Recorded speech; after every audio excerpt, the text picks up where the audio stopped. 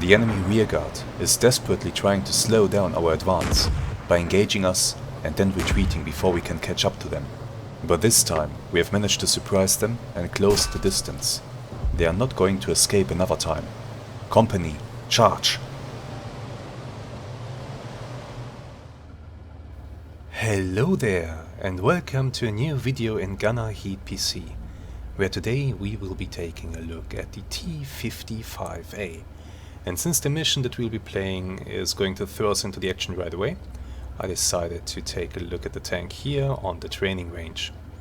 So, the T-55, an old Soviet main battle tank. This thing came into serial production in 1958, so yeah, a very, very old tank, but for its time, a pretty good one. When this thing was introduced, it actually had some features that were uncommon until then, and that were quite revolutionary. Let's talk about the systems and the features of this tank in detail. So, regarding the mobility, it's alright. It's not the fastest tank in the world, quite slow by modern tank standards actually, but by the standards of the time, absolutely adequate. The range of this thing was pretty good for a main battle tank. This thing could go 600-700 kilometers with external fuel tanks installed, and there was a reason for that. Because this, I think, was the first Soviet main battle tank that was specifically designed to be able to be used in nuclear and chemical warfare.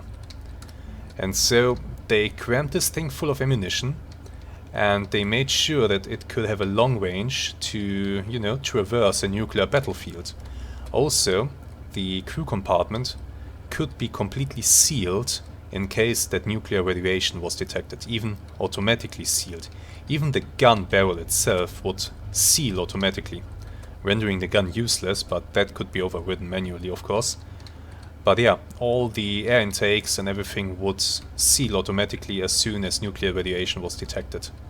This thing could also have a snorkel installed on it and traverse a river that way, which, well, this tank is basically specifically made to be used in a scenario where the Soviet Union would invade Europe, plaster it with nuclear warheads, and so these tanks would be able to surge ahead on these battlefields and ford the rivers that are very common in Central Europe. This was an offensive weapon. And as I said, for the time, pretty decent. The armor, as you can see, the armor is rounded as to deflect incoming shots. The armor for that time is also quite adequate. The gun is actually pretty good, although at that time horribly let down by the available ammunition.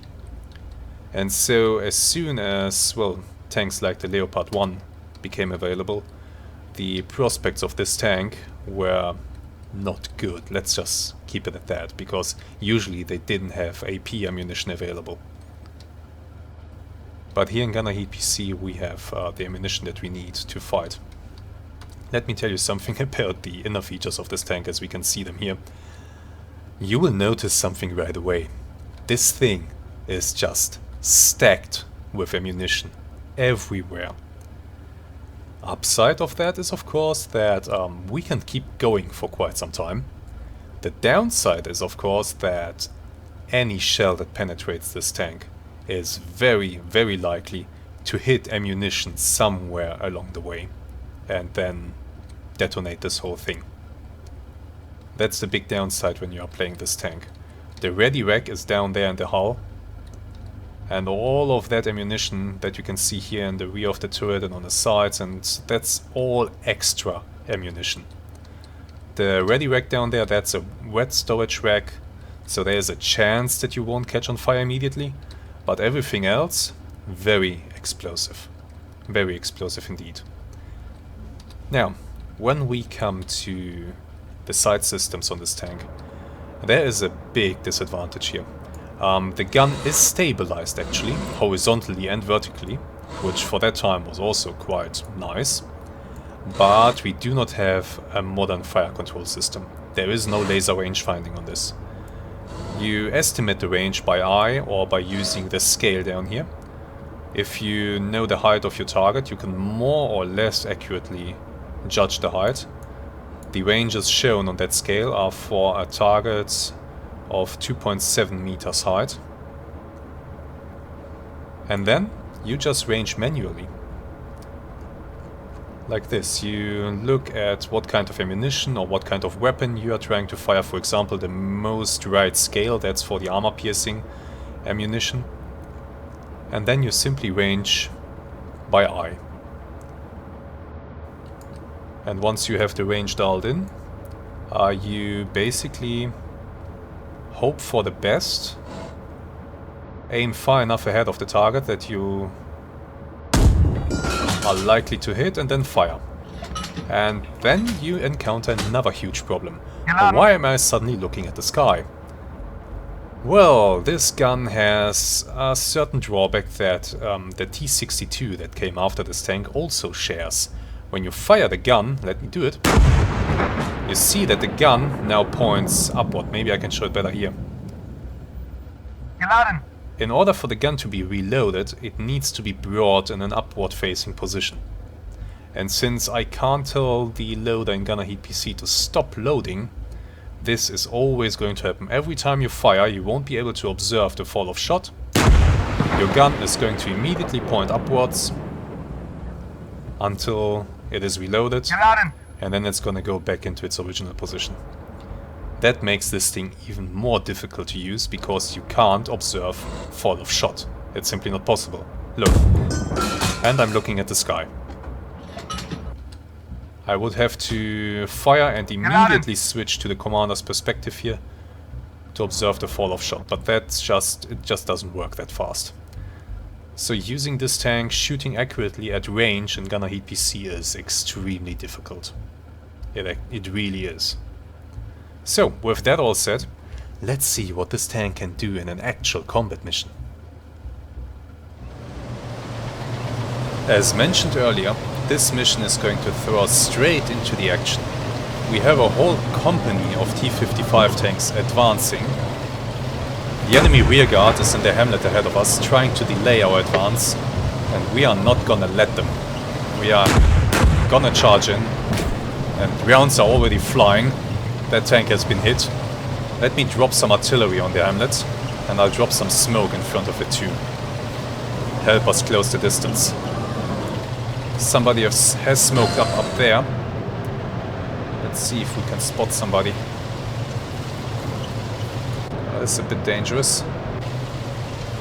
But look at that, a whole company of tanks on the advance. That's such a sight to see. Enemy tank! I hit. The tank to my right got hit. Let me get off the road here. They must have the road sighted in. Where is it? There. Hit it. New targets. Ahead of us, rounds are flying. My god, left and right. Enemy tank on fire in front of us. Enemy tank. I see him. Hit. He's done. That tank. Hit it. It's on fire. Oh my god, what an engagement. Enemy tank up there, let's finish it off. The hedges are open, but you know, you never know. Good hit. Keep pushing.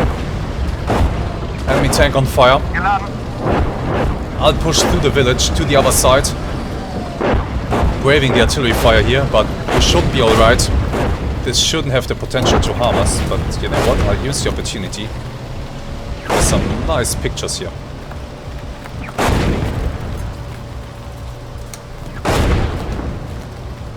That's awesome.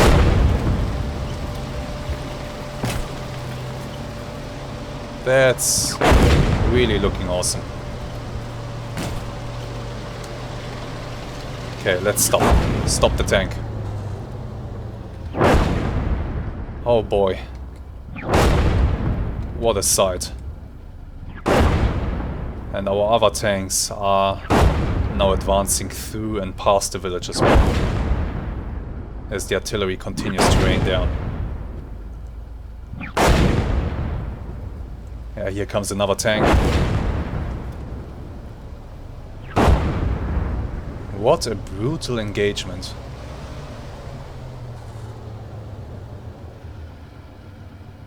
Oh boy, that was quite something. What a brutal engagement that was, and the enemy has been destroyed. You know what, let's have a look at the after-action report. I'm curious to see what was actually achieved here. So, winner packed. NATO, personnel lost 6, equipment lost 4, shots fired 6. Great lethality, I should say. Packed, 5 personnel lost, 2 pieces of equipment lost, 18 shots fired. Alright. You know what? Let's first take a look at the initial situation here. So here we have the hamlet with its defenders, and if we go to thermal, looks like it was just these 4 tanks here. Yeah, just these 4 tanks. You know what, let's number them. This one shall be number 1, this one is 2, here we have 3, and this is 4. And over here we have our tank company advancing up the hill. And that's really just such an awesome sight to see. I mean, look at this. Our whole company of tanks is going in. What a sight. What an awesome sight.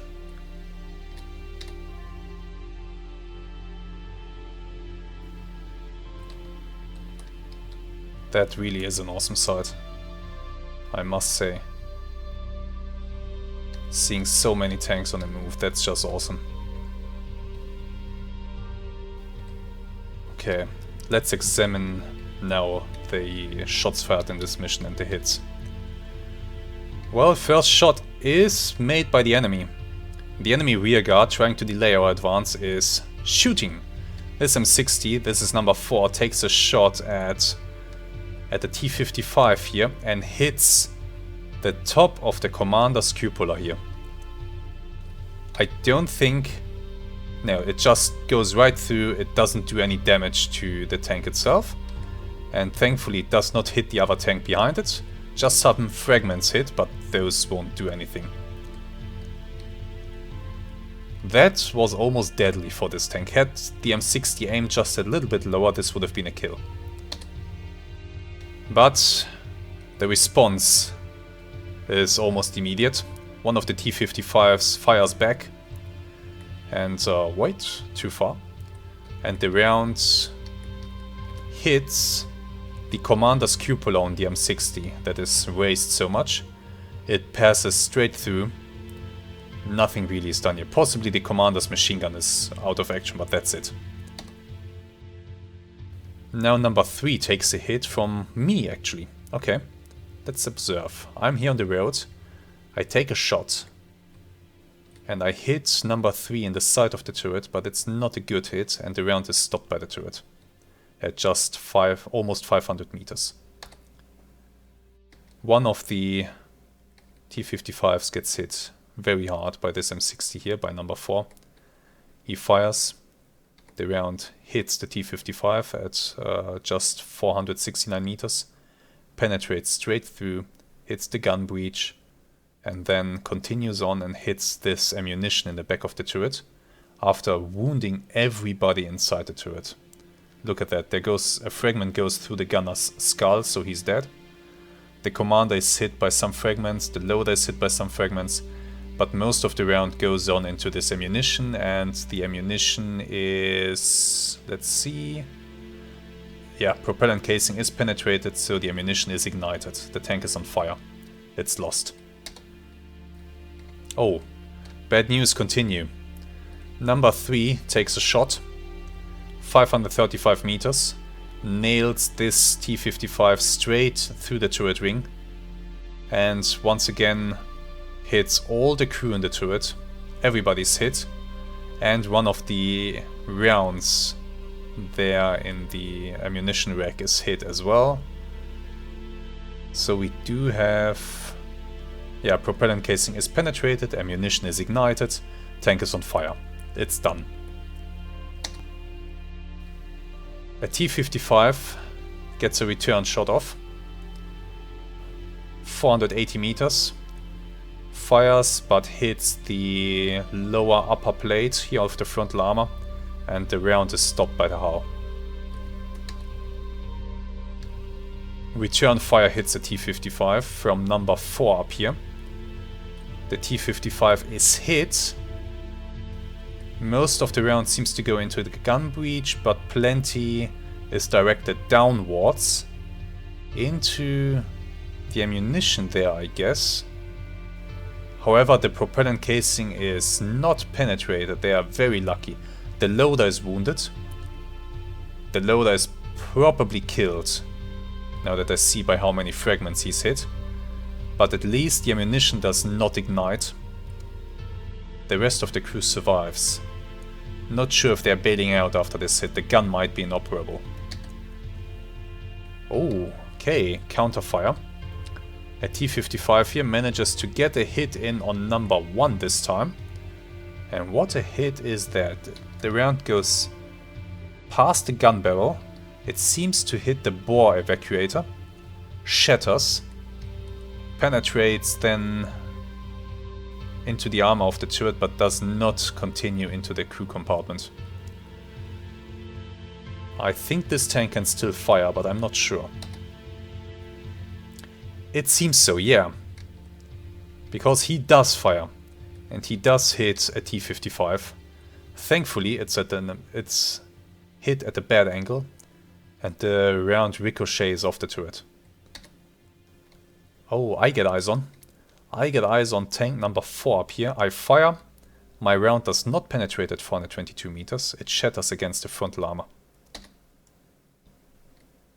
Another T-55 is a bit closer when he fires. And this round does penetrate. Looks like we are penetrating the driver's viewport and the driver's hatch. The round goes straight through into the rear of the turret. The driver is possibly killed because a fragment goes through his head. The gunner's left leg is hit, so he's wounded. Let's see, but nothing other than that. So we have the driver dead, the gunner wounded, yeah. He's wounded, his leg down there, so not too bad. And the loader is wounded as well, okay. Driver dead, loader and gunner wounded, but other than that the tank is still fine. A T-55 gets a shot in against target number 1 here. Good hit. The round penetrates the turret at 510 meters. Goes straight through the loader into the ammunition rack. And this is done. Propellant casing is ignited. This tank is on fire. And looks like now tanks are starting to turn to run. We see here tank number 3, 4 is still up there. Tank number 3 has turned around and wants to run. When I get eyes on it and I fire and I hit the side, the round penetrates and looks like the loader takes a lot of damage. But he's not the only one. Let's have a quick look at the text. Left track, propellant casing, loader. Commander, he's wounded as well. Propellant casing is penetrated though. Probably, I'd say down here on the right side. It's penetrated, it ignites, so this tank is on fire. Or down there, yeah, down here on the right side, that's where the ammunition is hit. Great. And looks like number 2 is now turning to run as well, okay. I get eyes on, I fire, and I fire straight into the side of this tank, straight through this ammunition rack down here. And that's just it. The propellant casing is penetrated, the ammunition is ignited, this tank is done. The round continues through the tank, out the other side, and then manages to hit the track on this one as well. that is already, well, you see that the crew has bailed out that was still alive. The loader, he wasn't alive, he's still inside. Another T-55 fires together with me. He hits this thing too.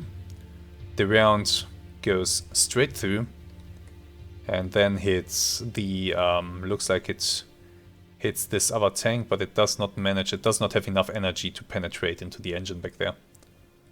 Not that it matters. The tanks are done at this point. Another T-55 takes aim and fires at these two tanks, but only hits really the sponsoon, nicks the sponsoon on this one. No consequences. And then finally, I fire another shell as I'm driving by. I fire a shell into tank number 4 that is just sitting here on the hill. Looks like, yeah, we can see that the commander bailed out, but everybody else is stuck inside or possibly dead.